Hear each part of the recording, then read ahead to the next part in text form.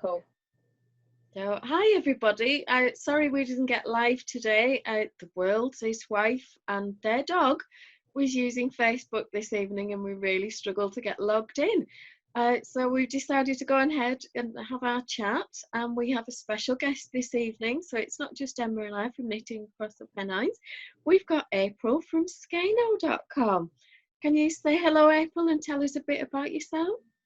Hi, we took over Skeino about a year ago, so I'm really excited to be here and talk with you guys. I've been knitting for about 15 years at this point, so the opportunity to have a yarn company was really exciting for me. We are an inclusion company. All of our yarns are hand-dyed in Germany by adults with special needs. Which is awesome. Our head dyer, Steffi, is amazing, and she's coming out with all sorts of new colors for us. So later this year, we'll be adding to what have been our standard colors. Our yarns right now are predominantly from Italy, and we carry some cottons that come out of Peru. But we have a newsletter that comes out once or twice a week, and we feature new kits. Loraine Songbird Shawl was one of the kits that did really well for us. I design a lot, and we're bringing in some new designers, some people who haven't really designed before. So we love the opportunity to give them some space and to get their names out there too. Well, that's brilliant. Oh, excellent, yeah. Tell us more about the manufacturing side of things. What sort of range of, I hate to use the word disability because I always think we have a lot of dyslexia in my family, and I think it's a gift. And even autism, where you've got to focus on detail and everything has to be spot on, again, that kind of work is a gift, because each skein will be more or less identical if you do it exactly the same way, won't it? Yes, definitely. Right now, Germany is under lockdown, so I haven't been able to talk to Steffi in a while. She actually was sick, so we're very glad she'll be back, hopefully starting Monday. And the disabilities, they're all relatively high functioning, which is what they tell us, which is great. What else can I tell you about them? Age ranges, Inclusio is the company that we work with, and they actually have a pottery shed, they do woodworking, they do all sorts of different types of handicrafts that get sold, which is great. We love that they get paid a living wage for the work that they do, and we look forward to working with them more in the coming years. Oh, that's fab. It just goes to show, doesn't it, that everybody's got their strengths, and there's a niche for everybody out there, isn't there? Definitely. Oh, that's fab. Just finding it, isn't it, and having someone give you that opportunity to just shine somewhere. I know.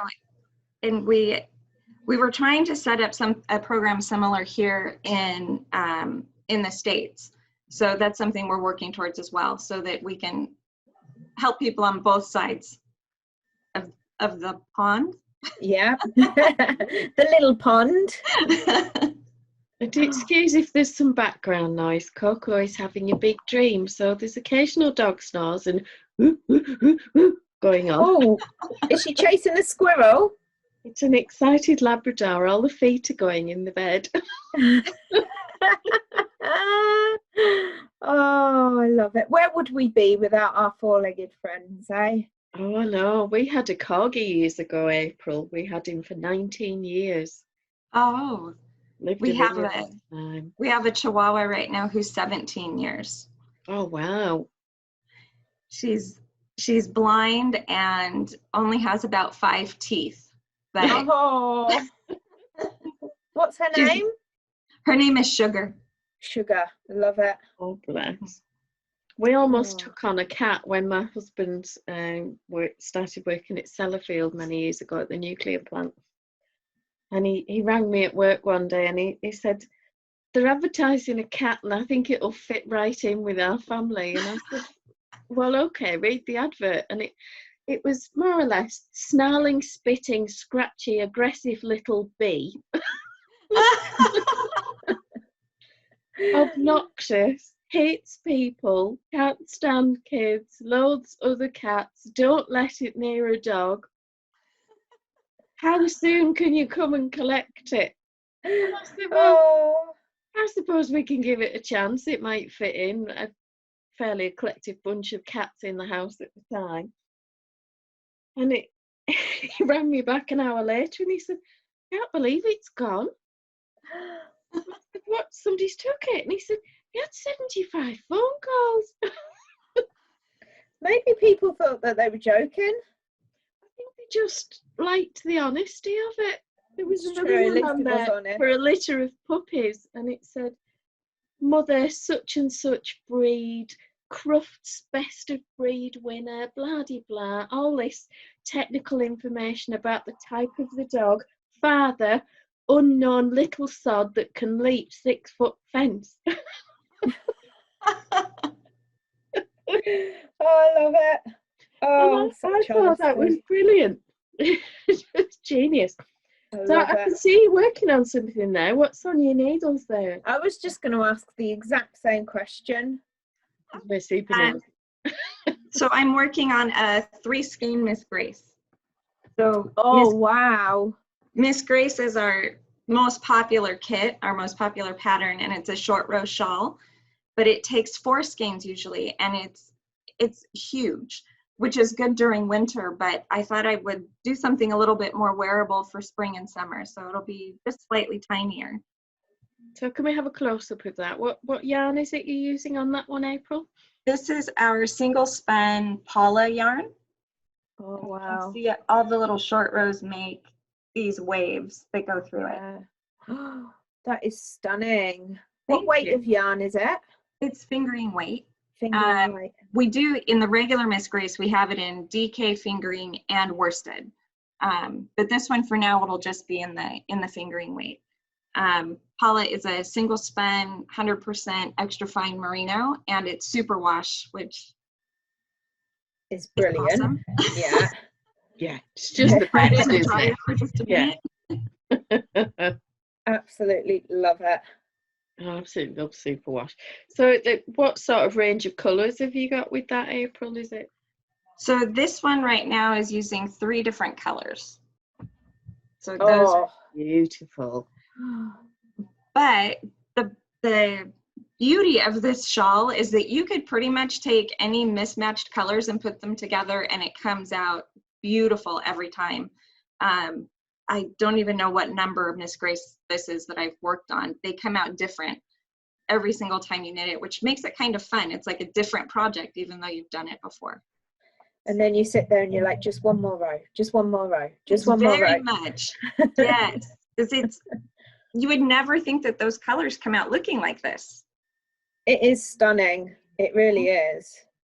And what a great way to use some of the kind of difficult yarns in your stash, those skeins that have sat there taunting you and Yeah. that you're almost afraid to ruin because they're so beautiful.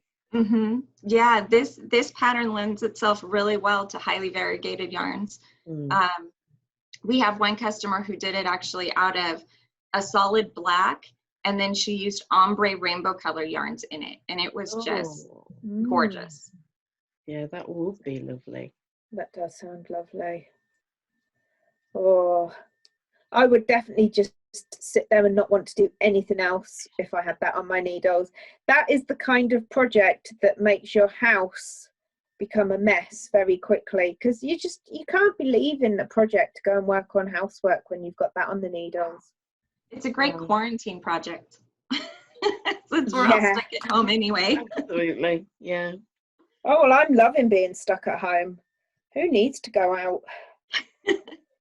I've got plenty of yarn, loads of patterns sorted. And I've caught up with all of my reading list for the year so far. Oh, have you? Yeah. Do you know what? I've barely read a page since we've been locked away. Really? Yeah, I don't know why. I'm just not really in the mood for reading, I guess. Oh, I've been knitting. listening to Audible. I do love books, and I will devour a book. I'll whiz my way through it, like in the same way that my mother does. She's a demon with books. She really is quick with them. But I started listening to a number of them on Audible, and that's much easier because I don't have to balance the book and try and knit or crochet while I'm doing it. I can just listen, and someone else is doing the work while I get to have all the fun. So yeah, Audible is my new love. Well, that and Disney Plus. Oh yeah. How is Disney Plus coming along? Have you devoured the entire content already? No, not quite. I've worked my way through about half of the Star Wars.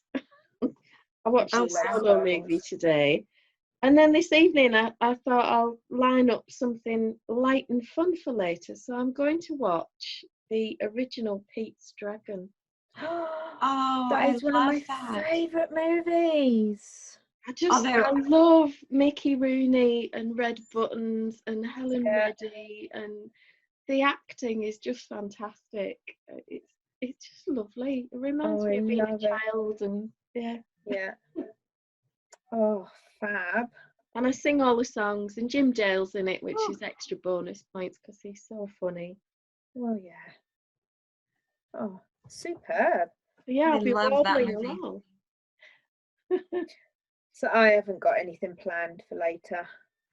Well, you'd be going to bed later because you're always in bed early, aren't you? Yeah, well, I had a lie-in this morning. I didn't wake up till 6:30. Not like you. I know. The dog didn't wake me up either, which is unlike him as well. Hello. Well, mine are pretty good at sleep. I didn't roll downstairs till about 7:45, and I'm usually up at 6. So my routine's all to cock at the moment. Don't know what to do with it. I was hoping to get my last colour of my... Oh, you've gotten so much done on this section, but I've still got the mocha brown to do. That's the next colour. Does your dog not leap up every time you say that word? They're asleep. Even when they're asleep. If I said Arthur, see, is his prick? He's like, what? No, they're genuinely asleep. They're snoring really loudly over the other side of the room. Can't hear them. Who's that we can see in the background, April? Is that? Oh, that's my pug corgi. She's pretending to be asleep. She's snoring with her eyes open. Oh, okay. She's just keeping an eye on the situation, making sure everything's okay. You might have some crumbs or a biscuit or something, a cookie or... We call her our little fat girl. She's about 8 to 10 pounds overweight because she can't help herself. I know that feeling.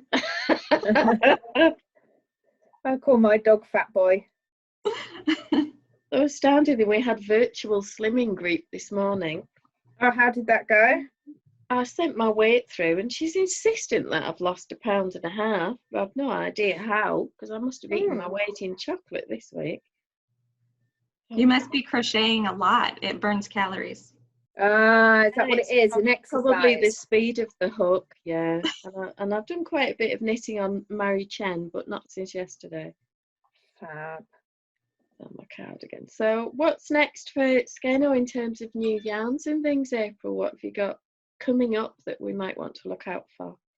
Well, right now we just released our Venice collection. So Venice is, I don't know if you can see the sparkle that's in this. Oh, wow.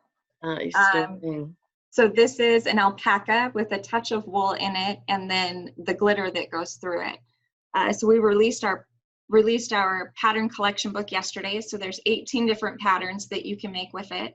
And then we put together kits ranging from 1 skein to 4 skeins to do any of the patterns in the book. So there's everything from scarves and hats and cowls to jackets and shawls. I'm not a huge glitter person, but I love this yarn. It's so soft. And once it's knit, the glitter in it is really, really subtle. So it adds just kind of a nice sparkle. Is it like a a net construction, that one, where the fibers sort of sucked into it? Just about. It's actually a tube, and it's knit together on little tiny needles, so it's hollow in the center, so it gives it a really good loft. Yeah, be similar sort of construction to maybe drops air or something like that. Similar. Yeah, but obviously way more attractive with that bling. Let's have another look at it. I had a quick look last night when so you've got came out. Purples and golds in that. This has got purple, gold, and then a little bit of green, blue, and this blue. Yeah. Oh, yeah, there's a green and a blue. It's stunning, isn't it? So what's that one called? This one's called Norma. Norma. Mm-hmm. Beautiful. Thank you. It's really beautiful. We did a Miss Grace style shawl out of it too, the Nohia Nani. So same principle. This one uses 3 colors. It's just wonderful to knit with. On top of being a fun pattern, the yarn just makes it for sure. So that's another one that you can't bear to put down then. Oh yes, it's so soft. It's 50% alpaca, so it's just a dream to knit with it. Love alpaca. And it'll be really lofty with that kind of tube like construction, won't it? Because the fibers will just be nicely trapped in there with lots of air as well. It's unbelievably light to wear as well. For 3 skeins, which is 900 yards, fingering weight even gets a little bit heavy at that much yardage, but this has no weight to it at all. Yeah, it's actually clever, isn't it? And the colour combinations, is it Steffi that comes up with those, or do you sometimes have those ideas? Or we've both been working on them, and prior to me coming into the company, the original owner, Bjorn, he would come up with a lot of them. He was the original owner of a company called HPKY, Hand Painted Knitting Yarns, that was around for a long time. So he's been in the industry for many, many years, and just brilliant at patterns and color combinations. That one is absolutely stunning. It is. I mean, some people just really have the eye for it, don't they? And others will always struggle. And I think it's great there'll be a lot of knitters out there who are afraid to put their colour combinations together. When it works in a skein and you've got a kit, and it's kind of the hard bit of the choice. You know, it's like, I don't know what you're like when you go out for a meal, but give me a menu with more than 3 choices and I'll be there for half an hour. Yeah. And then I'll have what I always have. Yeah. It's a lot of fun to put the colors together, especially when we get new yarns in. We have a big table and I lay them all out on the table, and my daughter helps me try to visually match things up. I really like strange color combinations. So I sort of have to pull myself back and tone it down, because I know not everybody likes that level of color. But so far, Steffi is doing an amazing job coming up with some new ones too. She's learning new dye techniques. So later this year, we have a yarn that's coming out that is, the whole skein is black with the exception of about 10 inches, which is pure rainbow color. Wow. So it'll be really fun to see how that knits up. Oh, that sounds like something Yvonne Becker would absolutely love. She would love it. Yes, she really would. Obsessed with black and very dark greys with rainbow. Oh yeah, she's gonna love. Little bit of rainbow detail is her favourite at the moment, isn't it? Yes. Yeah. Whereas me, I have to be pushed to choose anything other than blue or brown, I think. Oh, you do purple and grey sometimes? Occasionally, yeah. It's only because I've got some of that from somewhere else. Somebody's given it to me, so I use it. But if I'm buying, I really have to make a conscious effort. Do not buy more blue. When I first started knitting, everything I knit was orange. I Really? love orange. Yeah, I had orange hats and sweaters and like a bright orange. I love all orange. Sunset orange I really like. I have 2 sweaters out of sunset orange. it got to the point my husband was saying, can you knit with something other than orange? But why would I? I love it. The Yeah, computer says no. exactly. It's my favourite saying. Computer says no. See, I love all colours, and emerald, I am terrible for playing around with colour combinations and things like that. I think it's just so much fun. I mean, I wouldn't say tend to terrible. avoid intense colour because I'm sort of soft muted in my colouring and it overwhelms me. Mm-hmm. But I love to see it on other people and play around with colour and just see how that works. Emma's a summer, so that's why she's into her blues and purples and greys and Yeah. aren't you? Blues, browns, creams. I do like a mustard. Oh, I I'm a love sucker mustard. for mustard. I like mustard with teal or turquoise. I think that they just go beautifully. Blue again. Blue. Any kind of blue, even if it's a green blue. Yeah, terrible. Got a thing at the moment about coral and teal.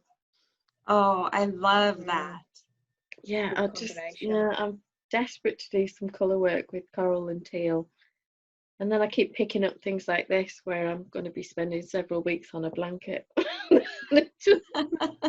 Just because you're locked in and you're there and you're going, ooh, shiny, shiny. Last colour, the mocha there.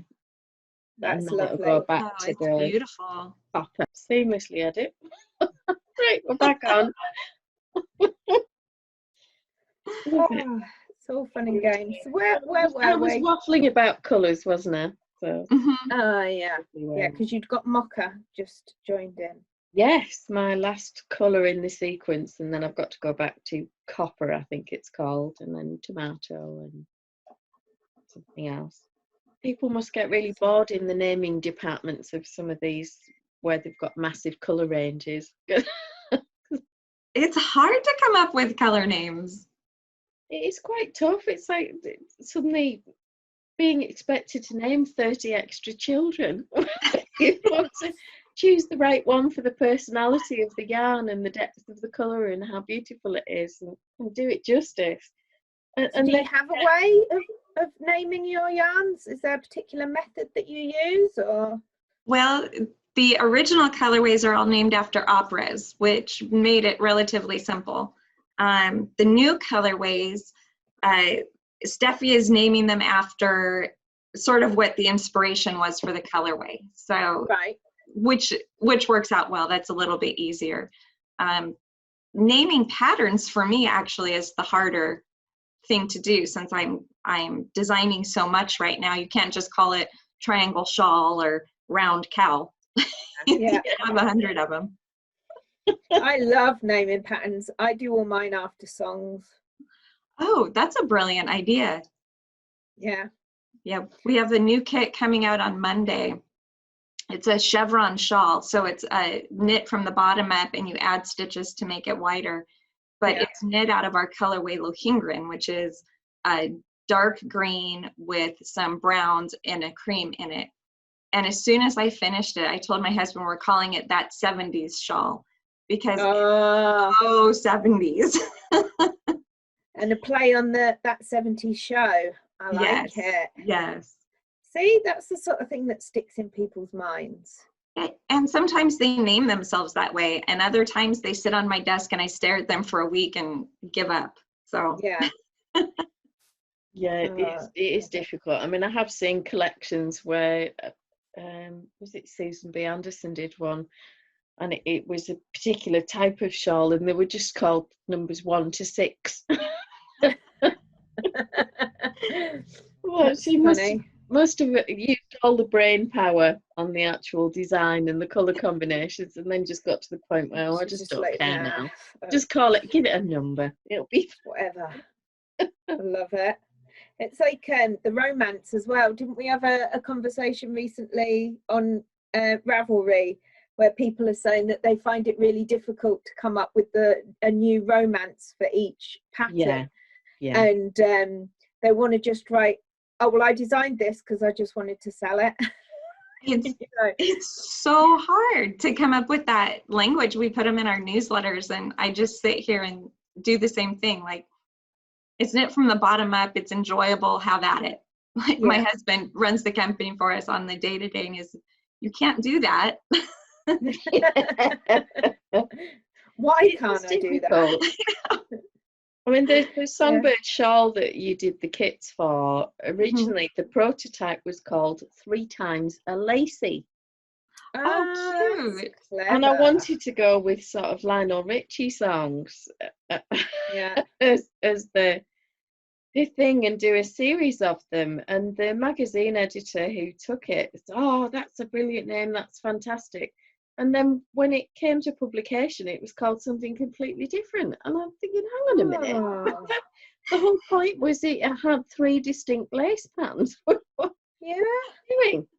Oh, that would have been brilliant. I'd love to see a design for dancing on the ceiling. Oh, yeah. That'd be fun. Could do a round pie shawl almost, so it would mimic a chandelier medallion. Yeah, and that would be great to have like a bit of a nice sparkly thread going through. Oh, yes. Like a disco colour or something. Oh, that would be really pretty. Oh, look at us. We've just designed a whole new pattern. I'm thinking who's gonna knit it? Glitter ball. Well, I think Loraine should, because Loraine is super speedy fast with her knitting. She whacks out about 10 projects for my every one, I think. Yeah, but I don't clean the house. My long-term partner always says to me that what I actually need is a wife, and don't need him at all. I need someone to do all of this stuff that I'm just so.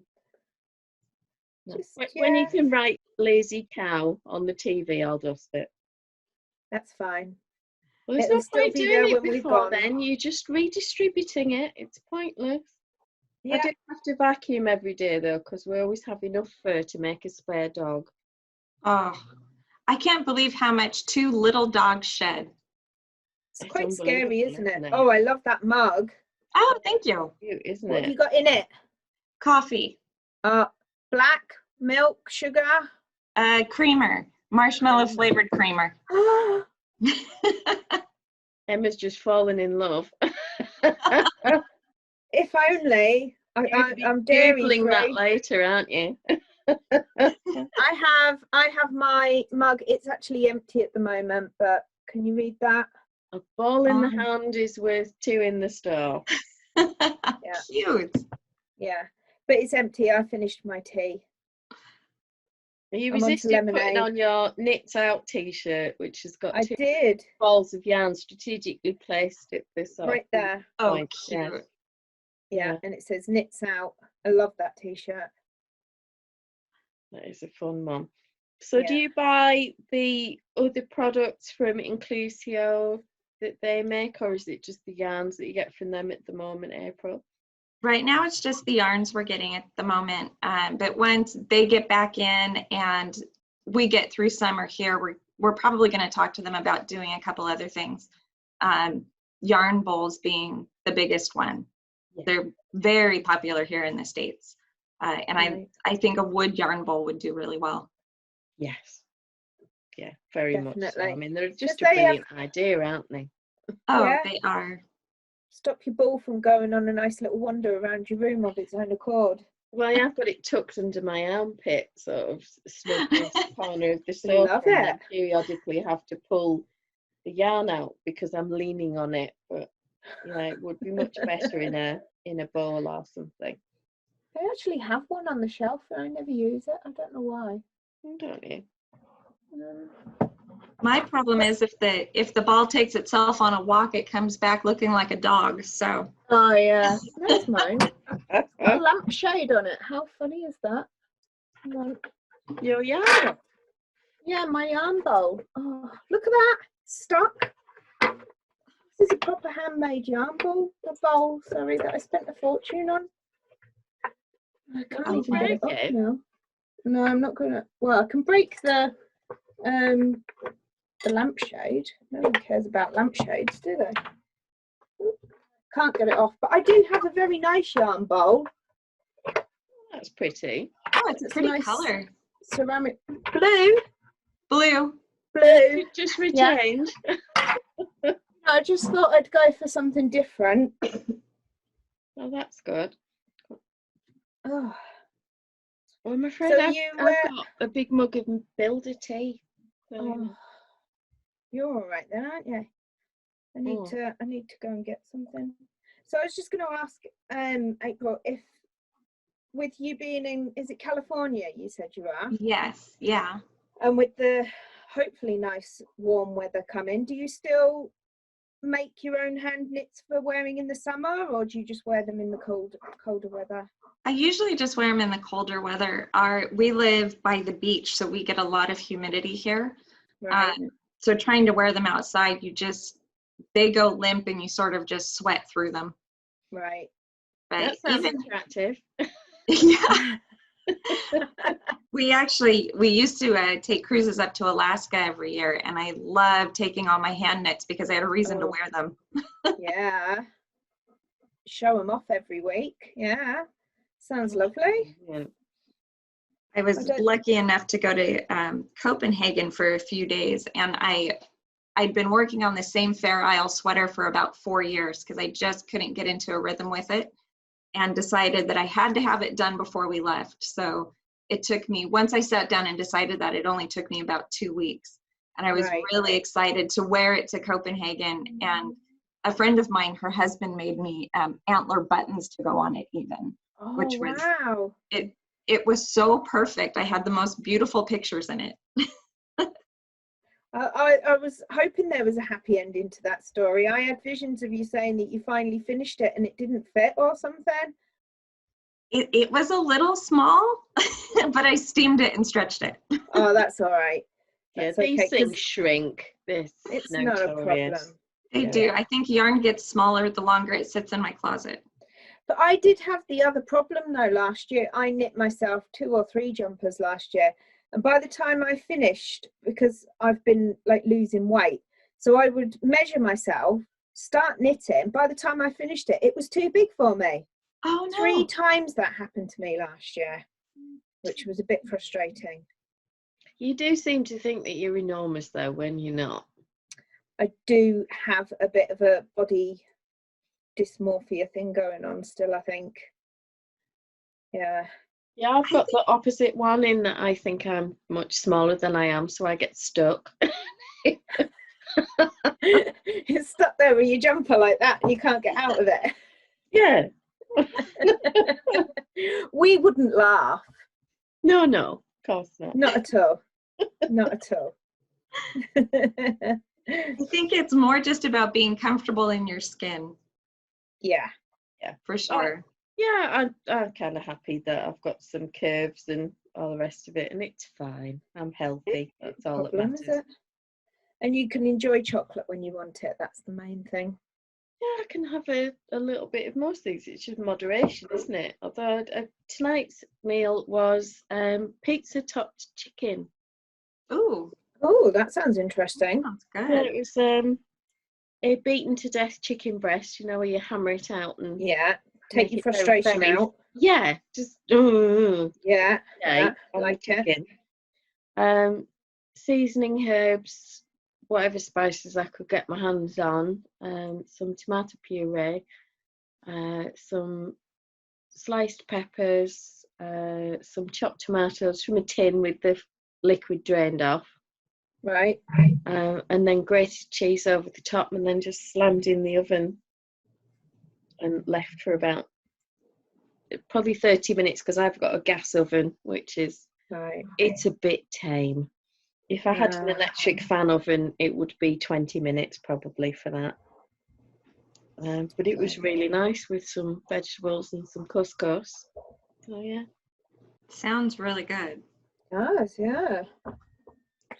Although you won't be wanting to think about dinner just yet where you are.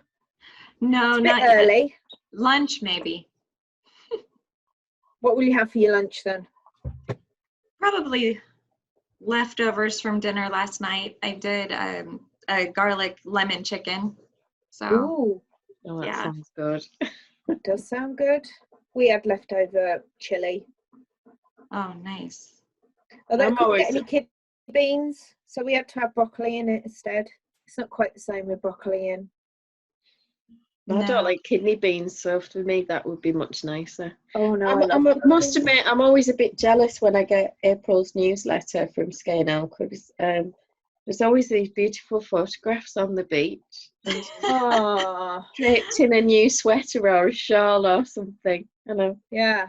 I'm just thinking, We keep trying to find new places to take photos, but the obvious easy one is the beach. It's just down the street. So well, and it's so pretty. It's Yeah. a great place, and it sort of sells the lifestyle, doesn't it?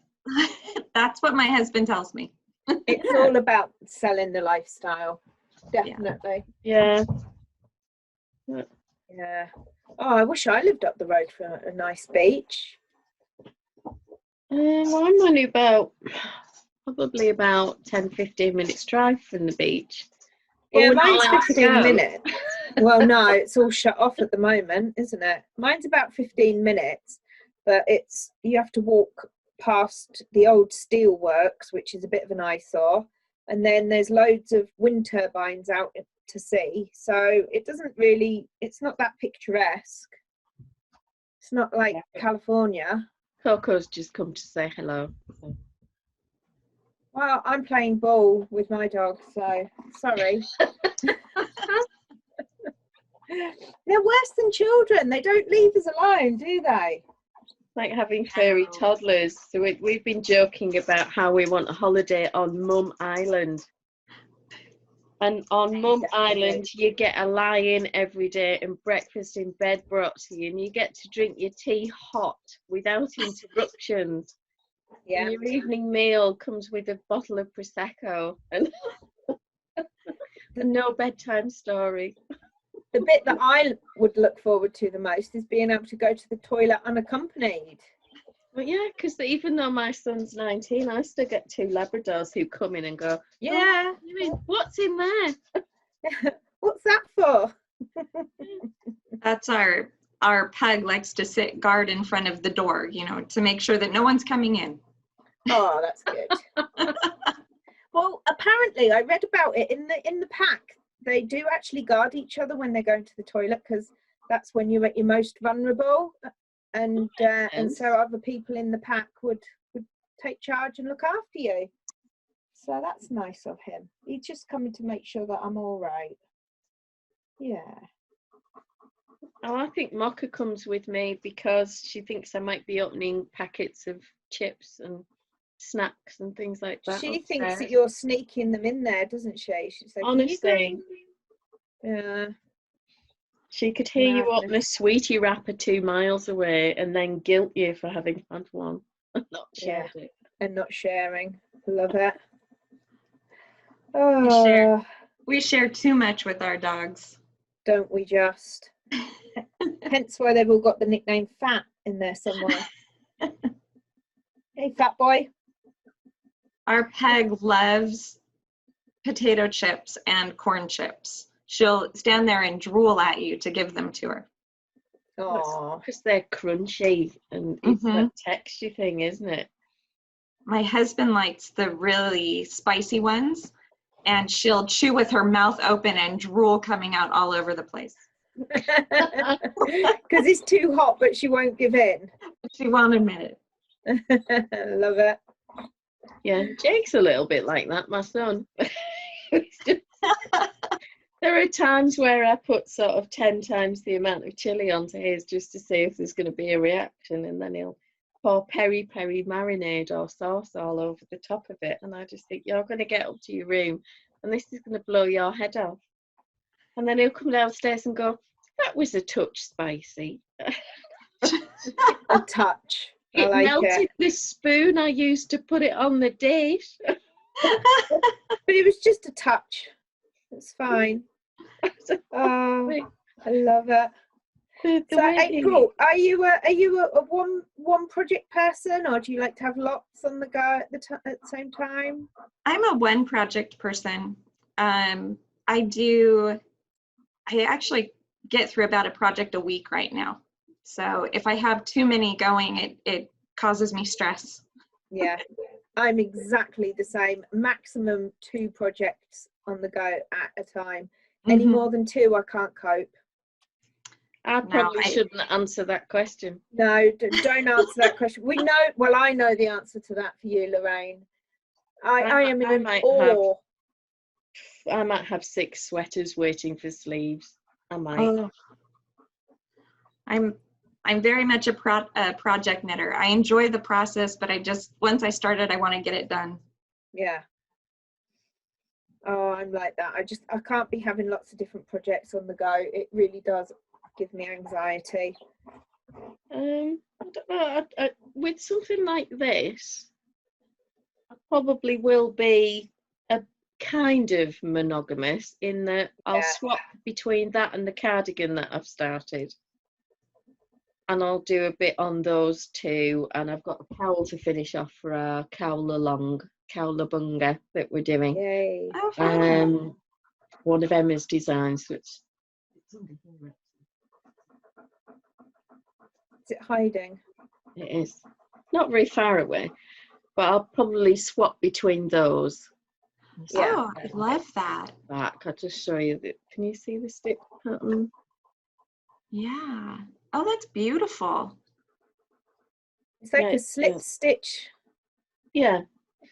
You do a wrap across the front for 3 stitches, isn't it? Yeah. And that's the second part of it, isn't it? But then you're picking up the wrap the next time you come to that colour and knitting it into the centre stitch. It's really beautiful. So pretty. Yeah. What's it called again, Emma? Doing Great? Doing Great. Yeah, I've got Doing Great, which is the chunky version, and Doing All Right, which is the 4-ply version. Yeah, Queen songs. Yeah. Well, Doing All Right is a Queen song, and then I've got a couple where I just like changed the end of it. So I've got one cowl called Stormtrooper in Stilettos, which is a Queen song. And I've got plans to do it in different weights. So Stormtrooper in Stilettos is the 4-ply, but I'm going to do it in, I think DK was Stormtrooper in Slippers. And then I was going to do Stormtrooper in Wedges for a chunky. Oh, cute. Yeah, and just sort of like change the title up a little bit like that.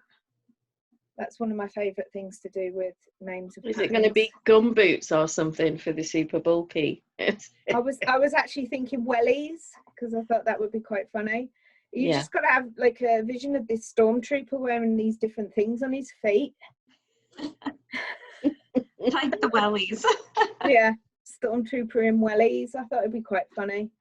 And then like my other ones that I just started, so I did a headband with a twist on it, and that was in super chunky, and I called that one If You Don't Know, which is a Hamilton song. Well, a line from a Hamilton song. So the headband's going to be called If You Don't Know, and then I was going to do a cowl to match it called Now You Know, and just sort of like have different lines from the same song. I like that. Yeah. That makes it a little bit easier to name and keep track of. Exactly. So this cowl here is my Royal Loyal Subject, which is also from, it's just a ribbed cowl. Yeah. That's from a Hamilton song. And then one of the other ones was You're My Favourite Subject. So then they'll go into like a ebook as a set. So you got the headband, the cowl, and I was thinking I might do gauntlets. Oh, that would be nice. So it'd be like, You're My Favourite Subject, My Loyal Royal Subject, and then I can't remember what I was going to call the other pattern, but it's like basically 3 lines out of a song. I think that's brilliant. It's just a different way of trying to name things rather than, like we said, trying to come up with different pattern names. Well, and if you've got a theme, it's easy to kind of carry on with it, isn't it? And yeah. And if you know what the sun comes from, it kind of, it's like, and people have a little bit of a laugh over it, don't they? So April was telling me yesterday about a DK yarn called Violetta. It was Violetta, wasn't it? That sounds like an ice cream. Violetta. It's wonderful. It's 100% extra fine merino. It's my favorite yarn that we have, actually. I do a lot out of it. It's a DK weight, and each skein has 260 yards, so it's a good size skein for a DK. Mm-hmm. But it is so soft and lovely to work with. It has a really buttery texture, and it's squishy. I love squishy yarns. Can't beat a squishy yarn. No. Does it come in blue? Of course. Lots of blues. Our blues and our purples are the first things to go Really? in a new kit. Yeah. So we order a lot of extra of those colorways. Mm-hmm. It sounds gorgeous. It's wonderful. We have a lot of patterns out of it right now. A lot of kits. So you can buy an actual kit. So you can buy the pattern and the yarn and everything. The pattern and the yarn, or you can put your own together. And we actually just got our color gallery up maybe a month ago. So we can do custom orders and that sort of things too. Oh, wow. Yeah. That's exciting. We're predominantly a kit company, but we do single skeins as well. Yeah. And how long do they take then, if you was to ask for that? In normal circumstances, they take about 2 to 3 weeks, just because of the dye time and then shipping from Germany. Right now, everything is sort of in flux. So it's going to depend on when she can get back in to do the dyeing. So we're estimating. How has this all affected your business then? Obviously, you have people in lockdown in Germany. Right. It's quite bad there, isn't it, at the moment? It is, and we haven't been able to order yarn for 6 weeks. So our stock here is getting a little bit on the low side, but with any luck, she can go back in on Monday and get some more stuff done. So it's been, our day-to-day business really hasn't been affected that much, predominantly because we've been online forever. But stock issues right now are the hard part. Right. So if somebody was to order something that you've got in stock, you can still ship it out and everything? We can. We just found out yesterday we do ship internationally, but our post office here said that there may be time delays getting it to other countries. So we still can. I just don't know how long it would take. Yeah. That's good to know though, isn't it? Everybody needs yarn at this time. Well, they do. They do. I mean, could you imagine? It's not going to be forever. It's not. No. Boy, I hope not. No. No. Although it just feels like it some days. Before I took over the yarn company, just like everyone, I have a huge yarn stash that for now, the last year and a half, I haven't knit out of. So, if we are stuck in our house for, years at a time, I think I'll be fine. Yeah, we're not allowed to ask Loraine how long she thinks she'll last. When we took over the yarn company, I had to tell my husband how much my stash really cost. Oh, God. No, don't go there. I haven't even, my husband wouldn't have a clue. I have been known to hide, because he works away, and I did order some yarn once and it was delayed, and it came the day after he got home on his vacation instead of the day before, and I grabbed it off the postman and hid it in the tumble dryer so he couldn't see it. So yeah, we don't talk about that. What's it Lady Grantham always says, a lady never discusses the size of her yarn stash. True. Yeah, very unladylike to discuss anything of that nature. Just don't do that. Yeah, we conservatively estimated that I probably had enough stash for decades. Well, before we took over the company, my goal was to knit only from stash to get it down to a more manageable, I've got a lot of sweater quantity yarns in there, and they just take up space at some point. Yeah. For a while, we had a Facebook meme going around here that said, "My fear is I'll die and my husband will sell my stash for what I told him it cost." Oh no, that would be tragic, wouldn't it? Well, not for the lucky person that got it, obviously, but Obviously, yeah. We have a show here called Hoarders, where they go into people's houses who are hoarders, and they help them clean them out. One of the women was a craft hoarder, and she had boxes and boxes of Addy turbos. And Oh wow. the professional organizer who was running the job told her that she could only keep 5 of the needles. You could hear a collective scream across the country. I couldn't survive. I really couldn't. that's not organising, that's torture.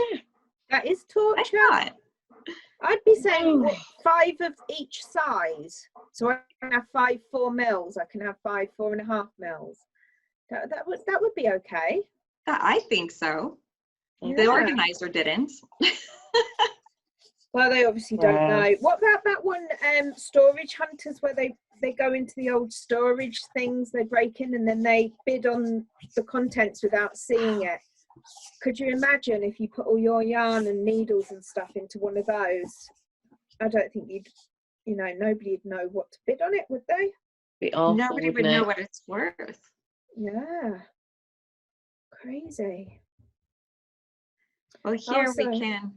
I used to teach classes at our local yarn store on how to organize your stash and how to use Ravelry. And one of the things that I would tell people is to check with your homeowner's insurance, because most people's stash is worth quite a lot of money. And as long as you, here in the States, as long as you have it cataloged with a purchase date, where you bought it from, and a photograph, it's covered under your homeowner's insurance. So if something happens to your house, if there's a fire or a flood, then your yarn is insured. You don't really think of it as an investment. I think that's a really good use of lockdown time there, actually. Let's all start taking photos of our yarn. Well, mine is pretty much all photographed, and Have you got it on Ravelry? I've got scans of receipts or emails and things like that all saved into my Dropbox, so that I know what I paid for anything and where it came from in case there's any kind of issue. Or if I want to get rid of it later and I'm sat there thinking, what did I pay for that? If I'm going to destash it, what's a sensible price to sell it at? I'm sorry, I don't understand that word. What does destash mean? I've never heard of it before. Yeah, I can't resist a bargain. Well, yeah, it still doesn't compute. People actually get rid of yarn that they haven't used. What's that all about? Sometimes I've bought in colours, and April won't know, I also do colour analysis, like Colour Me Beautiful, that sort of thing. So I'm sort of obsessed with colour generally. And I was told that I was a soft, muted summer, and spent years with people saying, oh my goodness, you look ill. Are you all right? Are you okay? And staring at me and looking pale and ill all the time. And then when I did my training for the colour analysis, I found out that actually I'm an autumn. Oh, that's a big difference. Yeah, and all of these colours they've been telling me to wear made me look like death warmed up. So I've still got yarn stash from probably a couple of decades or more ago that's the wrong colours. So I'm quietly getting rid of those. Or I'm making them into things for gifts for other people that... We'll see there, that, yes. So that they'll look nice in it even if I don't. Exactly. Yeah. Is anyone else disturbed by that thing that says remaining meeting time 6 minutes? No, it's okay. It's forcing me to run an upgrade, so I'm just in the process of doing that. It's not going to cut us off again, though. I don't think so. All right, okay. Oh, where are you going? She's left. Oh, she walked away. Where's she gone? No, not you. You done what? Forcing me to stop. So I'm just going to get my card. Oh, My card details in to shut it up. oh, I thought you were going to do some more yarn shopping. Oh, I might have adding to done the that stash. yesterday. Oh, I need to do some. There's never enough yarn, is there? Mm. So, April, let's have a little update. Let's have a look at how far you've gone. Oh, see, that is just absolutely heavenly, isn't it? It goes Which one? so fast. Which one of those three that you're using is your favourite colour? This one. Oh, And Now I've see- knit so much out of it. I couldn't figure out why I liked it so much. And then I was Yeah. sitting at my office the other day and looked up on the wall at a painting I bought years ago, and it's Yeah. the exact same colors. And I Oh. thought, there it they're is. your colours. So what's that one called? What's the colourway on This that one one? is called Madama Butterfly Pastel. Ah, So- now that makes sense. In Spain, it looks like this. Mm. So Oh, it's very- wow. It's almost like a muted rainbow. Yeah, That's beautiful. I love that. See, I I like the bluey greeny one that you've got. That's this one. Yeah. It's having a problem at the end of it at the Oh moment. no. But it's called Peacock. See, peacock, Loraine. Yeah, How many times do I go for peacock type things? yeah, me too. Have you got that in the skein there? But I go for the You know what? I don't have one close to me. Because I bet I would see that and I would immediately be drawn to it. That would be the one that I would pick up. It knits up like this right here. That is beautiful. it is Yeah. lovely. And was the other one just blues? It's just blue. It's just a denim color. See? You're torturing me with the blues, aren't you? What is that one called? Is that one called denim? You're going to be online ordering a kit tonight, aren't you? I'm going to be having a good look round going, ooh. I need some pink baby stuff. We have, we just got cotton out of Peru that's tape yarn, so it's flat. Ooh. And we did the honeybee baby blanket out of it. So it's a slip stitch pattern that looks like honeycomb. Oh, that sounds interesting. It was Have you got fun. pictures on your website of that? Yes. Yeah. Oh, And we I'll have look it that up. in pink and blue and green and yellow. It was a lot of fun to knit. I'd never knit with flat yarn before, the tape yarn. So Mm. it was interesting to knit with, and it gives it this really different texture. I'll just interrupt briefly just to say, for anyone who's just joined us on YouTube or Facebook later, our guest tonight is April from Skeino.com, and you can look at all of her yarns there, and I strongly suggest that you do, and take a very large limit credit card with you. I'm going to be on there for hours tonight, I tell ya. We also have a, I'm So sorry.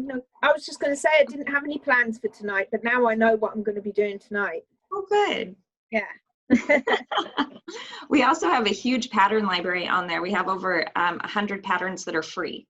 Oh, So- cool. You can find just about anything. Well, my stepdaughter's going to have a baby. She's having a girl this time. She's got a little boy already, and she's having a little girl. So I've started her a little baby cardigan that I'm just doing here. Oh, cute. But she oh, there's my phone going off. She said she wants pinks, so I'm going to have to do some shopping for some pinks. You know what it's like. You've been trying for a little girl forever. What do you want? You want pink, don't you? I suppose. Oh, for sure. You want all the frills and the princess. Oh yeah, without a doubt. Yeah. I don't So- know. I didn't really do pink when I was little. I liked turquoise. I was obsessed Yeah. with it. Oh, this didn't- meeting now has unlimited minutes, it says. Excellent. Excellent. Oh, do you know? They know what they're doing, don't they? Huh? Well, you can't blame them for cashing in, can you? Everybody's on Zoom. They And are. my little girl, when she was born, we thought we were having a boy, and she's 24 now. So this is, 24 years ago, before the technology is what it is. And we thought we were having a boy. So she was in green and blue and football, everything for the first 6 months of her life. Love it. So did you have a scan and they told you were having a boy? We had the scan, but my husband didn't want to find out, because in his entire family history, they only had boys born first. They'd never had a girl. And so he was so excited, because he loves football and baseball and all of that. And so that's everything that we bought. And, I guess my mom was joking that my genes were stronger, so we had a girl. I like it. I had a boy first. I didn't find out what I was having with him. And it was so nice when you're in the delivery suite and you have the baby and they say, oh, it's a boy. And then when I had my daughter, I actually found out at the scan and they said, oh, you're having a girl. And then when I had her, because you already know, you don't get that nice magical moment, do you? And I keep saying to my stepdaughter, well, both of her pregnancies, I said, don't find out. It's lovely when you get that surprise. But no, she's found out with both of them. It's the way that people do it these days, I suppose, isn't it? They like to plan ahead. I liked the surprise. Oh, it's so nice. I thought it was lovely when, Jake was an emergency cesarean and I was awake. Yeah. I wouldn't let them give me a general anaesthetic. So I'm awake watching it all, and then just being able to see him straight away and have a quick cuddle before they then sort of deal with me and then handed him to his dad. It was just really lovely that we had no clue. Yeah. And then Kevin, of course, rang my parents and my long-suffering mother. My dad answers the phone at, I think I'd had him at about 1 or 1:30 in the morning. Right. So they're bleary-eyed and tired, and is Loraine okay? Is everything fine? And yeah, it's fine. And my dad said, all right, lovely, great, well, love to everybody, and puts the phone down and gets back into bed. And my mum's going, well, and he says, I know something you don't know.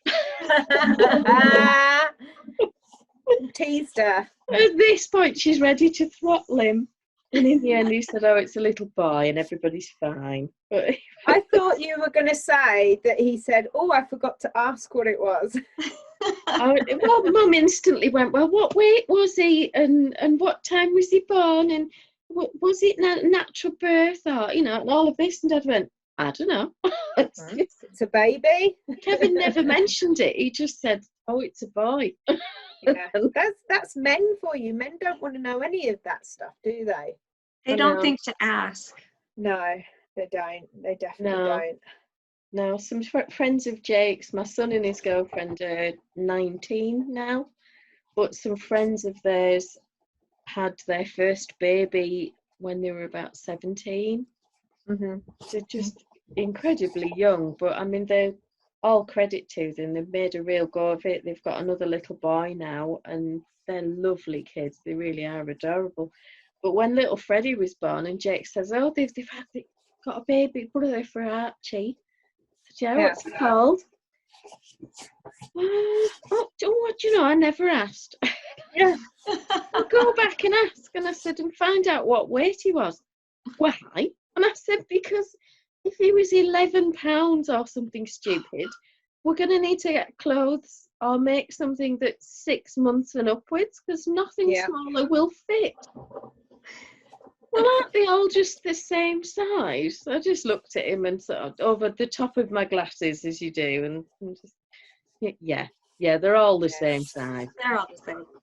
All babies are the same size. Well, they all look like Winston Churchill anyway.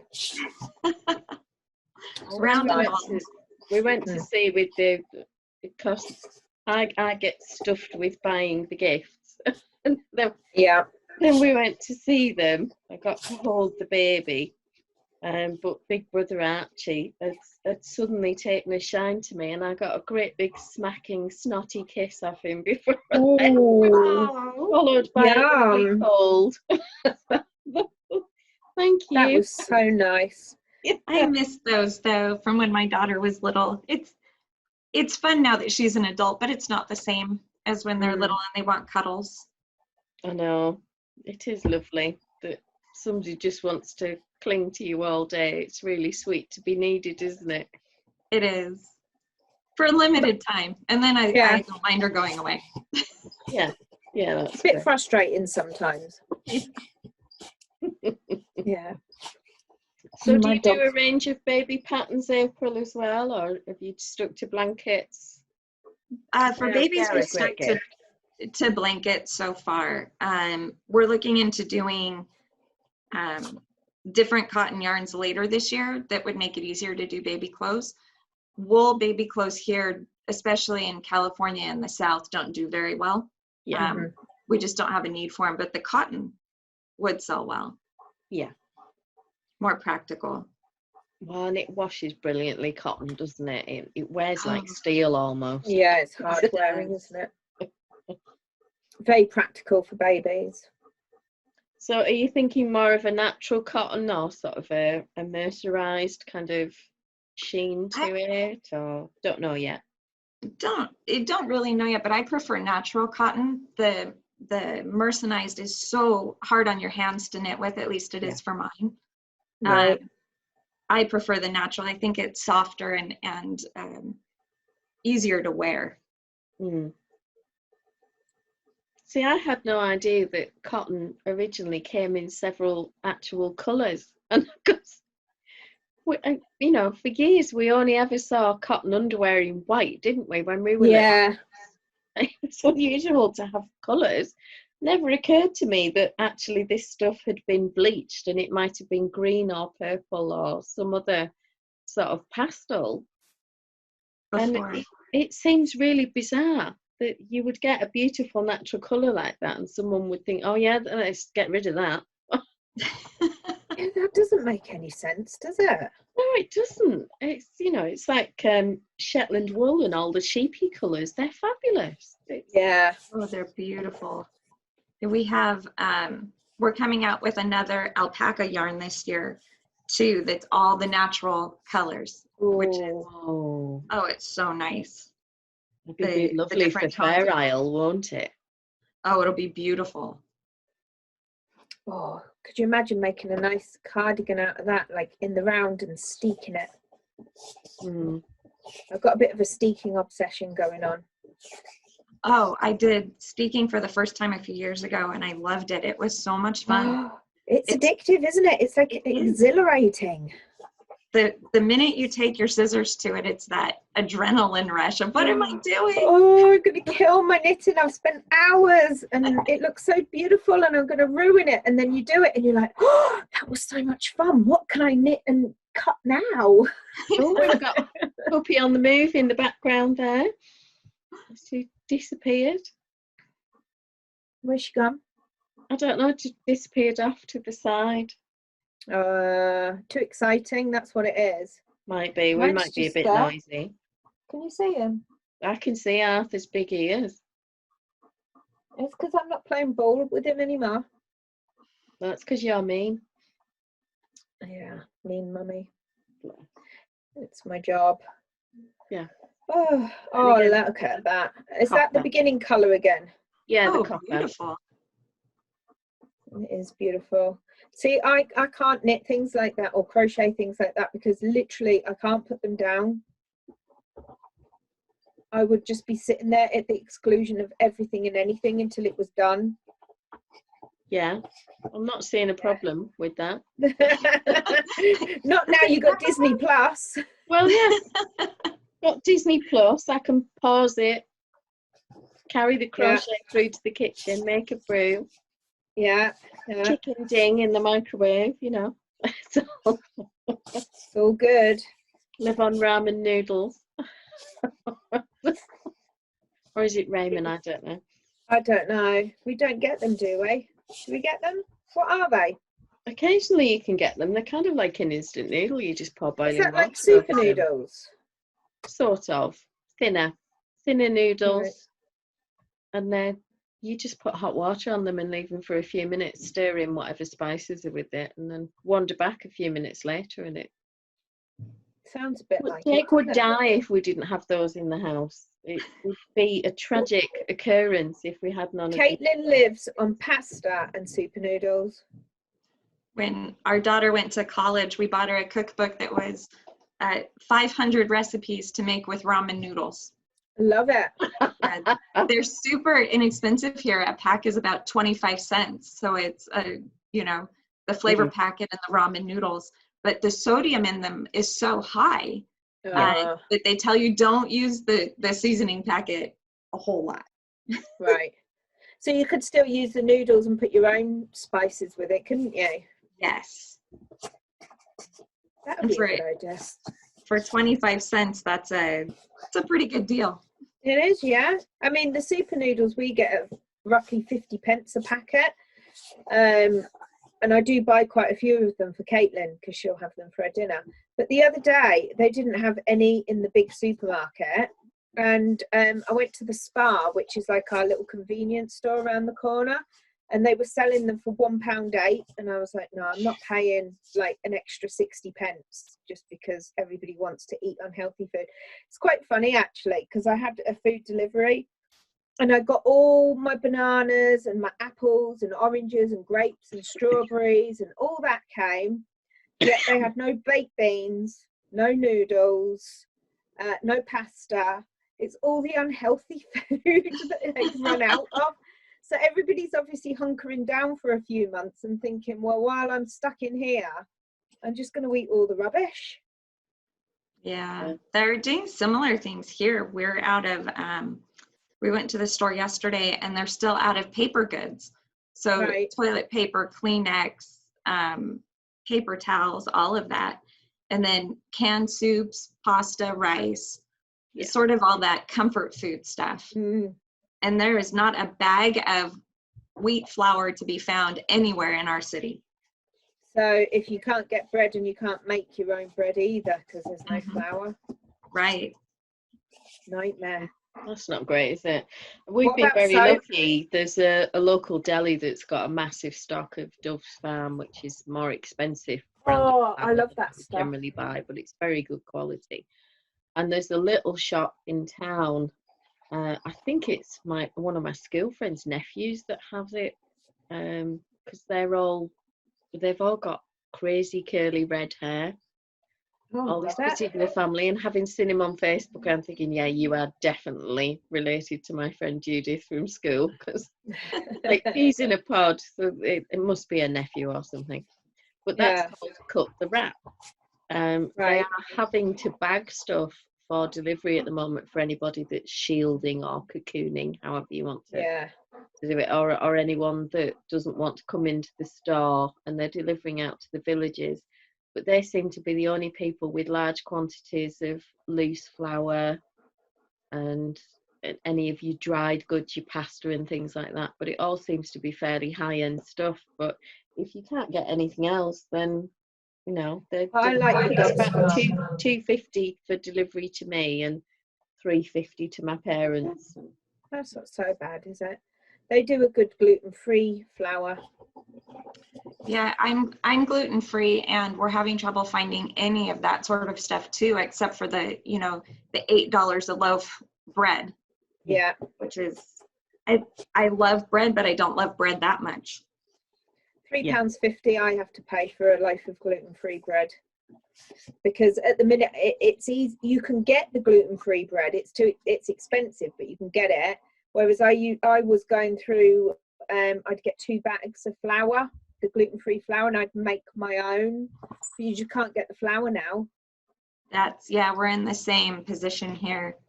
I used to make my own. I have a bread machine that has a gluten-free setting on it. Yeah, I do. So good to walk into the house after work to that fresh bread. Smells lovely. Or put it on overnight and you wake up to it for breakfast. So good. Yeah. Oh. Ho hum, eh? I did find some rather old coconut flour in the back of the cupboard. We won't discuss the date. Did you still try it? Well, I googled a recipe and it's on a site called Slimming Eats, and it's a Slimming World recipe, and you make it with it's something like 6 tablespoons or 3 tablespoons of coconut flour, and then mashed sweet potato or butternut squash or mashed white potato, whatever potato you've got, a cup of mash. Yeah. With the That flour. sounds good. And then whatever flavourings and things like that you want to put in it. They put herbs and garlic and stuff like that. I can send you the link, but honestly, it was so easy. Really, really simple to do, and it made 2 reasonable sized flatbreads that we had with a curry the other night. Sounds lovely. And it wasn't a big quantity of flour. It was only a few tablespoons. It wasn't, it's not like having to use half a kilo or something, or Yeah. a pound and a bit. It's a lot of flour in that. Oh, it's getting dark. Oh, it's still light here. It's just cloudy and horrible. Oh, hello. It's nearly my bedtime, you know. Here's our Yes. Chihuahua Oh, finally woke up. hello. Oh, there is a big yarn. Those beautiful eyes. Oh, she's sweet. We've had her. She's 17 this year, so we've had her for a long time. Oh, bless. She sleeps more than she's awake these days. Yeah, well, who can blame her? Sounds lovely. It's funny. She's mostly blind, and her favorite thing to do right now, for whatever reason, is to stand in her water bowl. Excellent. Okay. Is she needing to cool off? Is it getting a bit warm out there? It must be. But then she tracks it through the house, so. That's never good, is it? Oh, I think I'm nearly finished with the back of my cardigan. Well, maybe like 2 more rows. Oh, it looks like. Nice. Yeah. 2 more rows and I'll be done. Awesome. And then I could go onto my green door. Making this cowl. This is one of Lorraine's patterns, behind the green door. Another song, that one.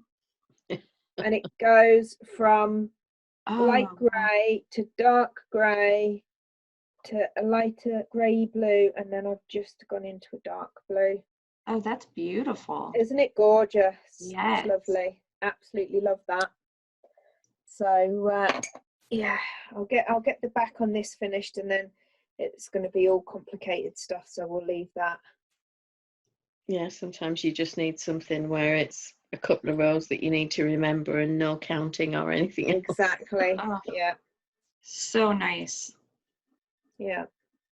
I was counting on the phone to my husband this afternoon, because it was where I had to divide the fronts and stuff, because this bit's done in the round, not in the round, it's done together but flat. So I was like, oh, I need to count these ones off, and I need to count these ones, and then those ones. And in the end he was like, oh, I'm just going to go, ring me later. He probably had enough of listening to me going 1, 2, 3. Yeah, I think they call that oversharing. Well, it was just a case of, shut up for a minute and let me count, because otherwise I'm going to lose my place. My friend's husband posted on Facebook the other day, and he said, I've only had 2 weeks at home with her, but I know one thing for certain, I am never retiring. No, I like it. Yeah, but it'd be better in retirement, because at least he could get out and have his own hobbies and stuff, couldn't he? Yeah, you could go and play golf or whatever. Yeah, which is what my husband wants to do. Get a shed, go and sit in it. In his man cave. Yeah. My husband's grandfather just retired a few months ago, and we were visiting, and his grandma says, he never leaves. He's always here. And you tell her how to run the house. She wants a break from him then. She does. He goes to the store just about twice a day before all of this. The joke was that he would intentionally forget things, so he'd have to go again. Yeah. Oh, he forgot. Of course. Yeah. He definitely needs a hobby. He does. He's an engineer, so sitting around doesn't do well with him. He needs something productive. Yeah. Yeah, maybe do some wood carving or something like that. He's obviously into construction, isn't he? And how Yeah. things go together and work. Yeah, he Get him some definitely needs Lego. I was going to say what he needs is a Lego. shed with a train set in it, and he could build all these different things for his train Oh. set, couldn't he? Yeah. That's a good idea. Men love a train set. They do. It's something to fidget with. Yeah, and he could even make, you know, buildings to go on it. And if it, is it Rod Stewart has this massive train set in like a full floor of his house. Oh, and he's wow. built it all from scratch, and I think it's based on New York. It's got all skyscrapers and stuff, and he's built it all himself. Oh, interesting. I bet he's got a hat that he wears as well. He's probably got he has a whistle. Yeah. Yeah. Uniform. We have our yarn-based hobbies, and we like to collect wool. Mm-hmm. Men like to collect steam engines and things. My dad hasn't really got any hobbies. He doesn't make anything, or yeah, but your dad has his hobby of, like, he goes on his lives and stuff, doesn't he? He does his church stuff. He's a church warden, and obviously he can't do much of that. They were supposed to be having an Easter fair today. Oh, So no. all of that's been cancelled. So my mum's absolutely gutted that that's not going on, because it's a big part of their social life as well as their spiritual side of things.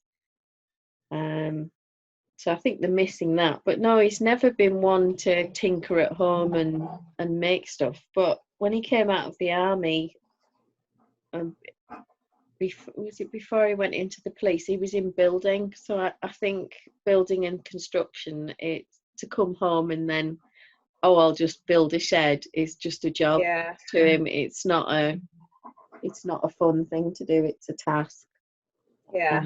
I don't know that he's found anything that sort of excites him as much. And he did play golf for a little while, but to be honest, it was just like an armed walk.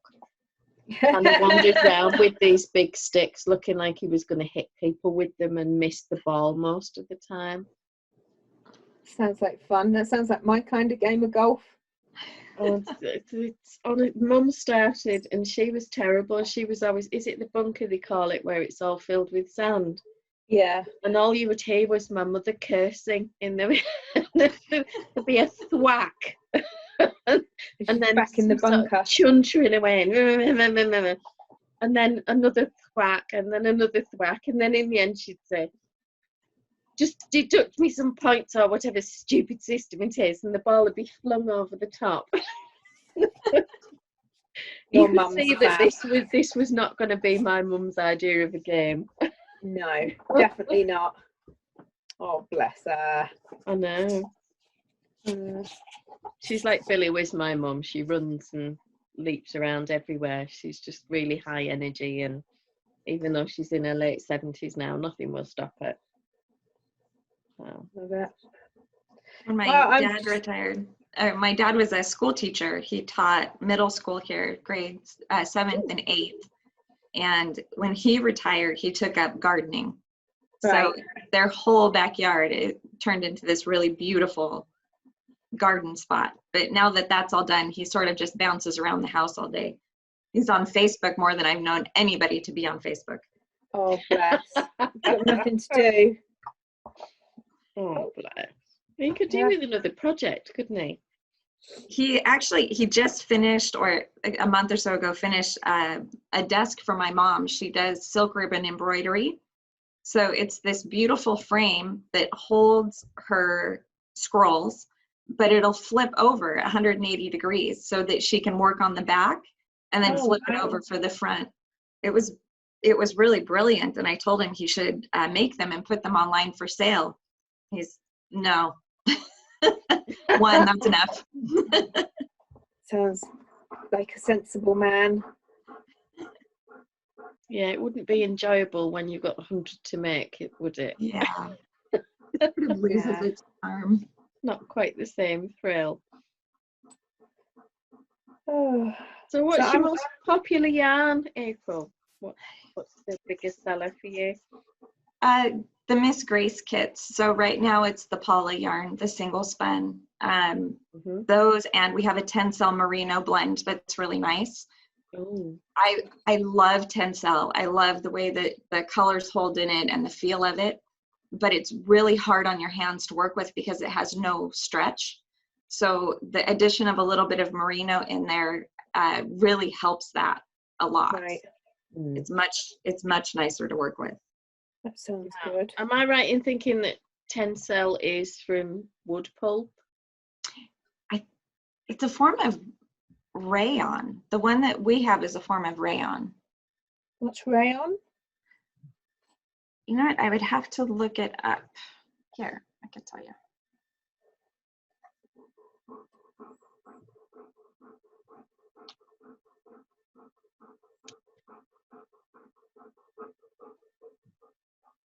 Oh, you're right. It is. It's harvested from wood pulp.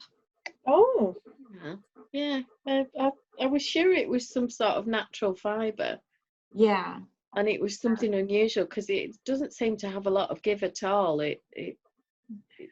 Yeah. It's actually, I used to do sample knitting for a Tencel yarn dyer, and it is the only yarn that I've ever broken a bind off on. really? I was trying to stretch the shawl, and you hear it a snap, and it ripped right in the middle of it. Oh no. Yeah, there's no give. Yeah, anyone who's watching this when we load it up later is just going to be cross-legged and going, oh. It had taken me, it was a beautiful pattern, but it was very, very repetitive. And so it took a long time to get it done. I actually took it on vacation with us as the only project I took. So I would be forced to do it. That bind off. Oh. Yeah, you can really fall out with something, can't you? Really quickly. What pretties have you got nearby that you can just flash? What else do we have? I like to see lots of pretties. I've been working on some felted stuff. So Ooh. this is our flame yarn, which is 100% wool. And I'm thinking of doing probably a felted bag later this year out of it. That's So, lovely, that. Yeah, I really like our flame. It's a thick and thin yarn, and we have a sweater out of it called it's called the Favorite Sweater. So it uses the flame thick and thin with our Donna super bulky weight for the sleeves and for a short row collar. And I love wearing it. It's really soft. The Donna is similar to the Violetta, so it's really squishy. And then the thick and thin is just fun to knit with. It gives it a really great texture. That one looks like really nice autumnal colors. Yeah, this one is called Fall. So Beautiful. So it's greens and reds and golds. Yeah. That's lovely. That one. I'm trying to see what else I have sitting around here. Oh, I do have my lace weight here too. Ooh. I just got this sample back from my sample knitter. And so this will be going up probably in a month or two. I have to buy the buttons for the kits.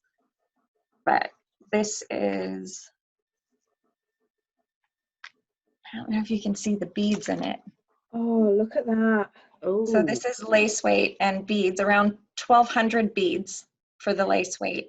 And this pattern is by PJ Kaler. It's called Melody.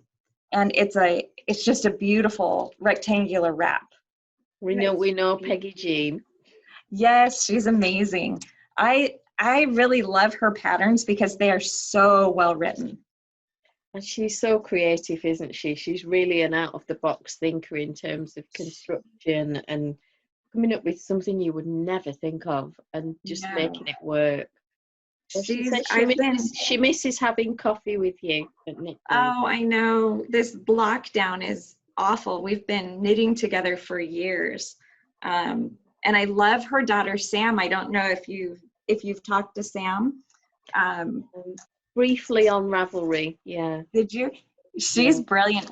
When she was in college, she would knit lace to de-stress. And we're sitting there watching her going, it's giving me stress to watch you do that. And she just makes beautiful lacework shawls. Oh. Yeah, she sells a lot of them for a variety of charities, doesn't she? She does, yeah. Absolutely stunning, because I know we always try and promote them whenever we know she's got one on the go. Coming up. Yeah, they're two of the most kind and brilliant people I've ever met in my life. And we do have on the site one of PJ's shawls, the Wing Shawl, which is an intarsia that looks like angel wings on the back. It's beautiful. And I wasn't sure, I did the sample knit for that, and I wasn't sure how much I was gonna like it. I'm not a huge intarsia person, but it was written so well. It's another one of those patterns that's just one more row. I wanna see how this comes out, so. Addictive. Oh, it's lovely. That lace weight with the beads on was just stunning. It is, and I think it's a 6-row, maybe 8-row repeat. So it's one of those that looks more complicated than it actually is. Yeah. And what yarn was that one again, April? That's our Bianca lace weight yarn, Bianca. and it comes in 880 yards.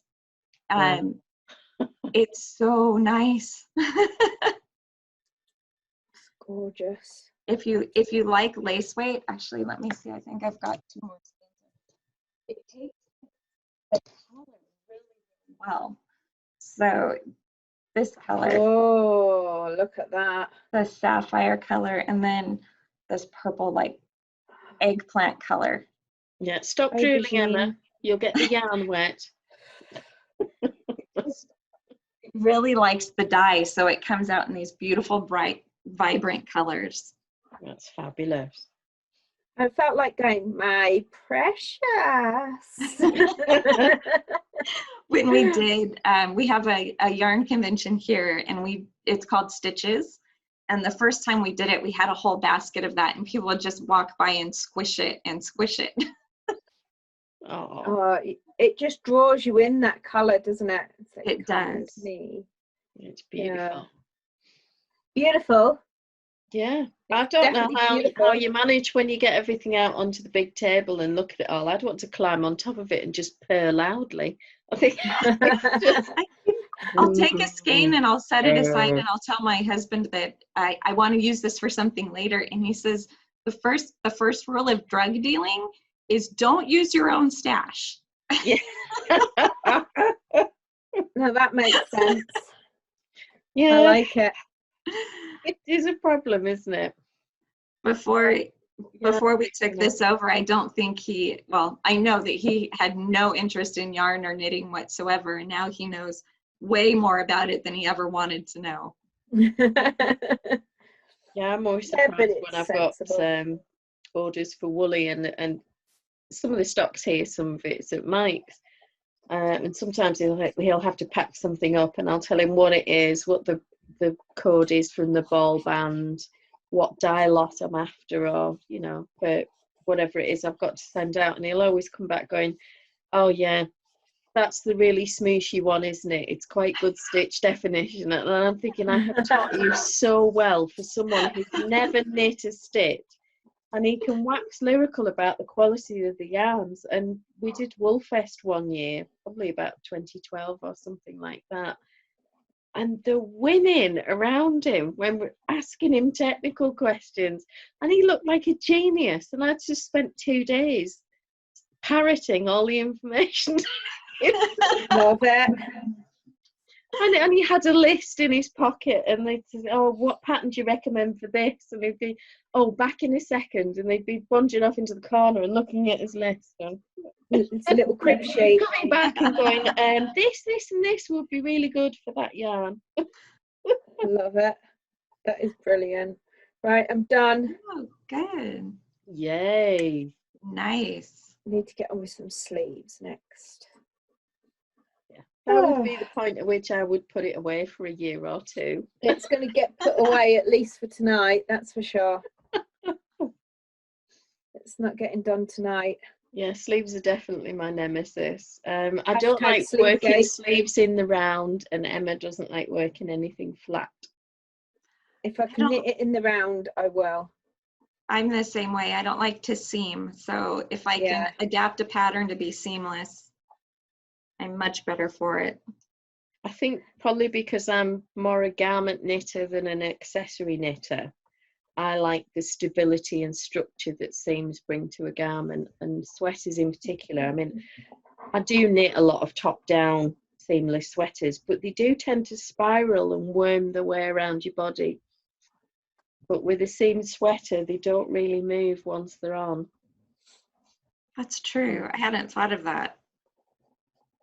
Yeah, it does add an awful lot of structure, and particularly shoulders and sort of high wear areas where you're tugging things on all the time, and under the arms we do get a fair amount of hammer. So I've just joined tomato now. So quickly. I'll show you. This is the original, the colour pack that Lucy did for this. Nice. And I've just changed the order of the colours. I didn't like that sort of bluey greeny colour in the middle. I think it's duck egg.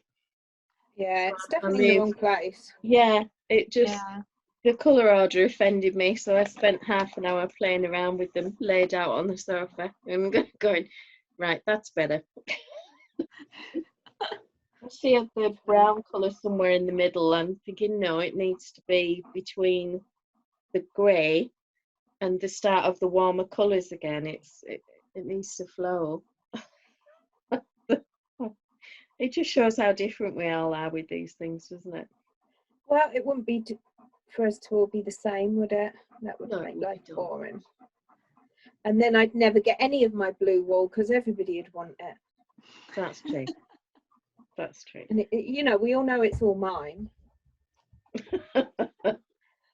I'll fight you for the peacock colours. Even when Caitlin was a baby, my favourite outfit for her was a blue dress. It's hilarious. I just don't do pinks. Oh, there was a big phase when Jake was a baby. The sort of fashion that year was grey and yellow. I love grey and yellow together. So he had loads of grey and yellow clothes, and I've still got the patterns. Love it. I never knitted my kids a single thing. I learned to knit because my daughter learned to knit. My mom was watching her during the summer and took her to the yarn store, and she was 8 at the time, and she would come home and say, "Mom, help me with this." I didn't even know what it was. So I took knitting lessons so I could help her on her projects. That is fab. She's an amazing knitter when she has the attention span to sit down and do it. She picked up sweaters and cabling and all of that really quickly. But you know, in your 20s, you don't want to sit and knit all day either. So too busy doing other things, aren't you? That's when I stopped knitting, when I was 18, and I moved out of home, and I moved in with who was my boyfriend, who's now my husband, and I was embarrassed, and I didn't want him to know that I knitted. So I used to, he'd go to work and I wasn't working at the time. So I'd sit and I'd knit on my Fair Isle jumper and then shove it in the back of the cupboard when he come home. And that went on for quite a while. And I had this finished jumper and I didn't know what to do with it. So I gave it away to charity and I didn't knit again for years. Oh no. Yeah. So, yeah, you just don't, it's when you're at that age, you don't, do you? It's not the sort of thing that you would immediately think, oh yeah. No. When she was away at university, she would be bored or upset or, you know, whatever it was. And there was a yarn store right down the street from her apartment. So I told her to go down and feel everything and find the most lovely, squishiest, furry thing that she could, and needles. And she knit a scarf out of this. It's a yarn by Trendsetter, and it's a one of those fun fur types, but it's really soft. And so she worked on that for a long time because it helps your mental state for sure. it gives you a little bit of calming and focus. So, but she didn't have the, she finished the scarf and then handed it to me so I could weave in her ends. That's a girl after my own heart. I love it. None of us like to weave in the ends, do we? No seaming, no weaving. How many months did it take me to weave in the ends of that crocheted painted roses blanket? Oh God. I must have had it 3 months before the baby arrived, and then had to weave in a gazillion ends once the baby was here. I kept putting it off, and I'll just knit another cardigan for the baby and do the ends. I'll just do a hat. I'll just do this. Yeah. So as well as hashtag sleevegate, we've got hashtag weaving ends. Yeah. I must admit, with something like this where I've got stripes, I'll probably finish what I do tonight, and then I might weave in the ends tomorrow, and then I try to weave them in as I go. Yeah, because it's just so much easier. Otherwise you just end up looking at them all. And I made a blanket for Rosie when she went to university, Jake's girlfriend. She's only at Lancaster, which is about an hour and a half away from us, so he's frequently there when she's allowed to be at university, obviously when we're not all locked up. But she took that, and it was all these hexagons, and it was 117 hexagons. What was I thinking? And it was a colour change every row. Oh no. And we do. I looked at the back of this thing and I thought, you must have been off your head when you picked this pattern. What were you thinking? You obviously weren't. Yarn fumes, I don't know. It just... It's one of those things that seems like a good idea at the time. But she loves it. She absolutely adores it. I get free photographs of it. Oh my goodness me. It's my bedtime, Loraine. It's 7:30. Yeah. Even you don't go exactly at 7:30. I do go to bed at 7:30 by the time I've had a shower and got my PJs on. And I haven't had my tea, actually. I need to have some tea. Get my PJs on. What are you like? I can't help it. It's just, you know, when you're normally up at 5:30. Why? Because there's things to be done, you know. Yeah, we're gonna have to get you out of this during lockdown. No, I like to be up early in the morning when there's nobody else around and that everything's quiet. I much prefer that. In the evenings, there's like snotty teenagers wandering around my house. I don't want to be around with the snotty teenagers.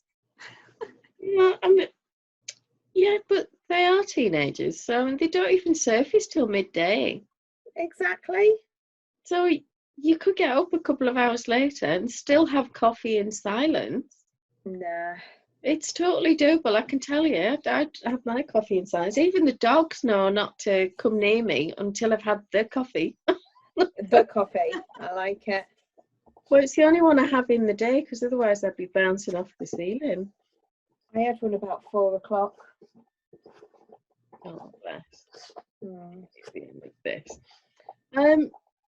So we'll put some links when I load this onto Facebook and to YouTube for the website, and I've got the link for it was the Venice collection, wasn't it?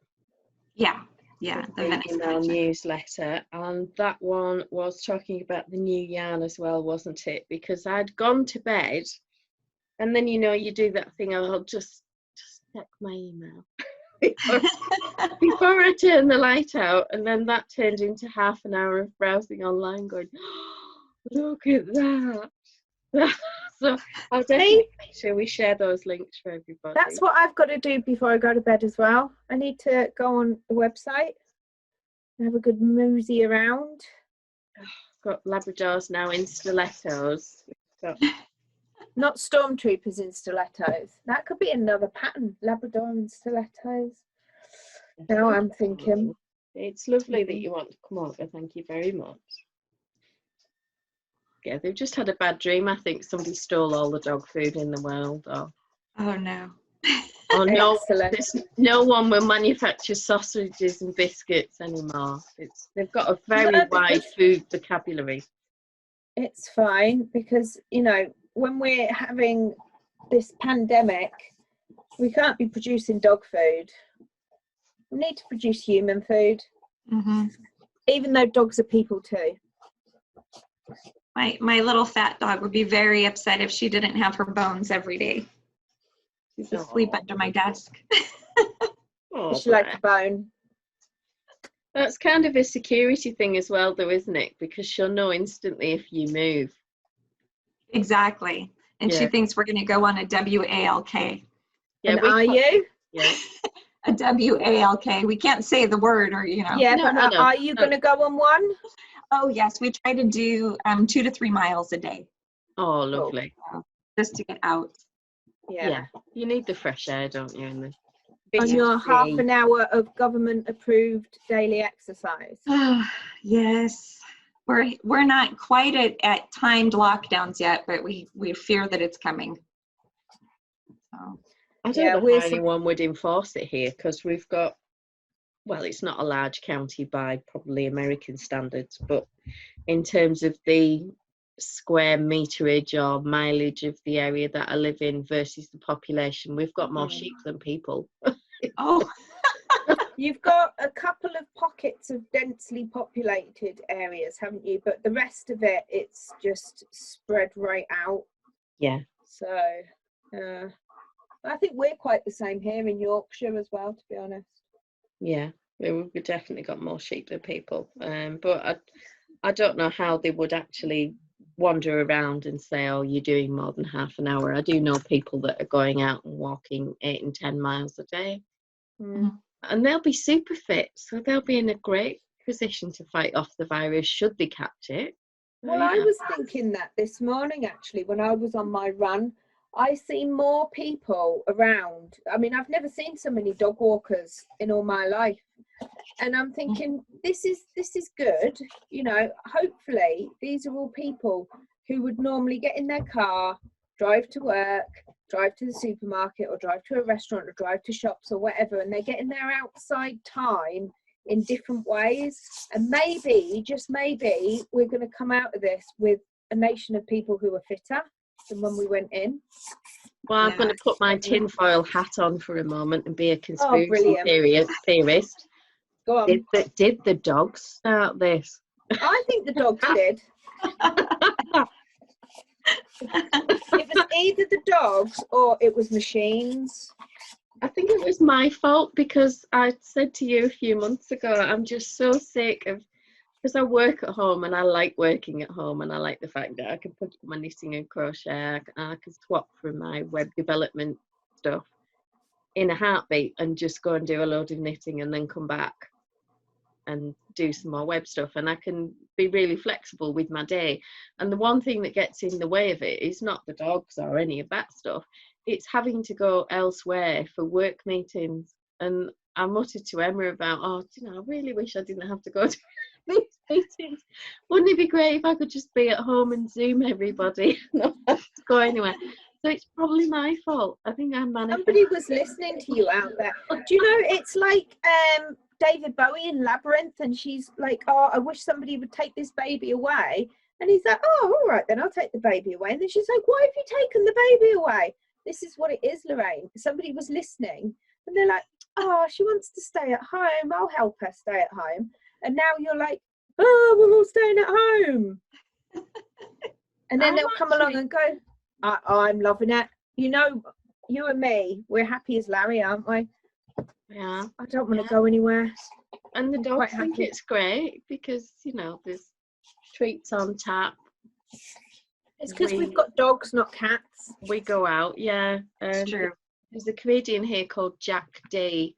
And he does this sketch about dogs and cats, and he's putting up a shelf in the house, and the dog's sitting there watching him going, I love you.